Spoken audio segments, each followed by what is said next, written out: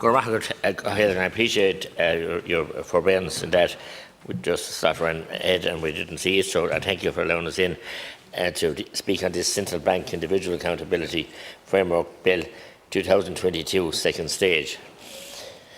Kind of a mouthful, yes, Minister, but look, I want to repeat it. I have great respect for you and good time for you as a colleague in backbenchers and now as General Minister, but the banks are running amok, full stop, just running amok. And it seems to me now at this stage that governments wish to allow them to run. They'll introduce legislation and they'll kind of tell them this and tell them that, but there's a cartel in there, there's a monopoly in there. A very worrying situation now. Deputy Michael Collins and Deputy Carl Nolan and myself attended a number of banks on behalf of customers, namely KBC, one of them, and they're exiting the country now, along with Ulster Bank and others. So we're going to have less competition. But I never forget, and I'm tired of repeating it tonight, the bank guarantee, which my biggest single political mistake was voting for that night and pleading of the late Brian Linehan and others. But look, I pressed the button myself. We had no buttons that time. It was physical vote.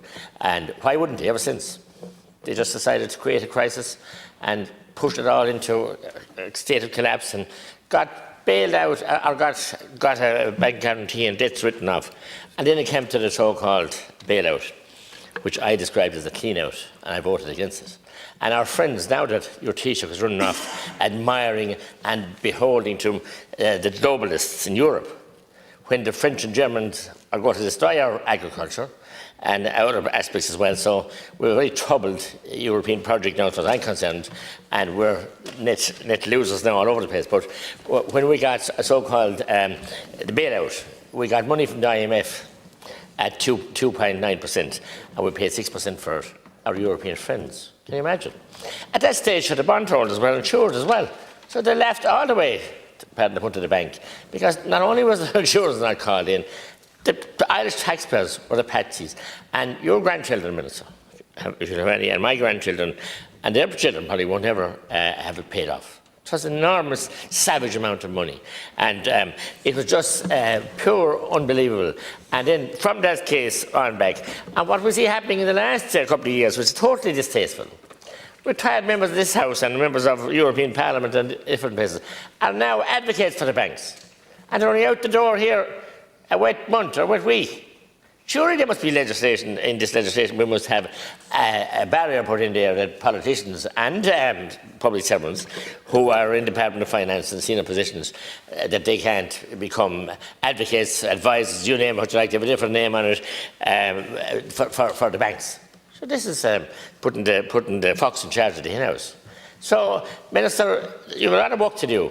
But I don't see any appetite within the Department of Finance, within your government, to deal with the banks, to track our mortgages, and the massive fines you said you give them. Whose money did they pay the fines with?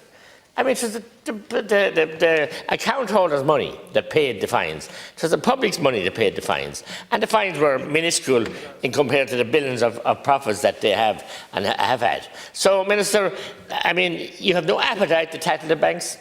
You have no appetite to tackle CRH, Roadstone and PLC, who you want to put it on the taxpayers that they'd pay the cement levy and pay for the bad products with no regulation. You have no appetite to tackle the insurance companies. I'm tired of talking to you about an insurance company. That wonderful tax pub in Bellaluby got flooded the other night, making it worse. When the pub closed, they had insurance all their life. Wonderful Keating family, and now they can't get insurance as a domestic building. And they got flooded on Sunday night. So, you know, rains it pours for some people, unfortunately. But you can't tackle the insurance companies, can't tackle the banks, can't tackle anything. And we're bringing in feeble and inept legislation here. And I think it's pathetic. And the public are quite sick and tired of it. And we've been seen all over the world as a soft touch.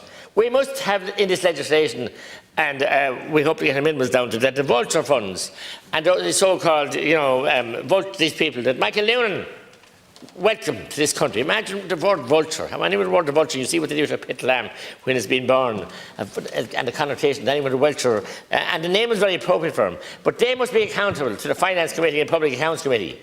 And We must also, I see cases recently where departments are refusing to come before several committees, something I'm on. That cannot be allowed. So we must have we're governed to do legislation and to be accountable to people, and we must make sure that we do that. Remarkable.